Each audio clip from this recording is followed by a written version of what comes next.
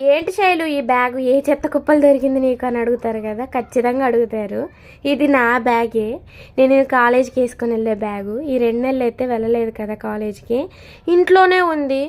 చూడండి ఎంత దుమ్ము పట్టేసిందో. అసలు కొంచెం ఏదన్నా ఒక వస్తువుని మనం వాడకపోతే అది ఇలాగే అయిపోయింది కదా. నేను మంచిగా భద్రంగానే దాచిపెట్టాను ఇంట్లోనే, కానీ చాలా దుమ్ము పట్టేసింది.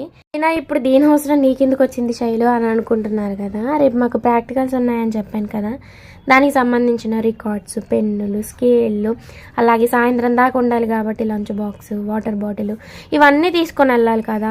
మనం చేత్తో పట్టుకొని వెళ్తే కొంచెం మనకే అనీజీగా ఉంటుంది. మన బుక్స్ అయినా ఎక్కడ పెట్టినా పోతాయి అనమాట. అదే బ్యాగ్ అయితే చక్కగా మనం కన్వీనియంట్గా ఉంటుంది కదా అనేసి ఇంకా దీని దగ్గరకు వచ్చి చూసేసరికి ఇది ఇలా ఉంది.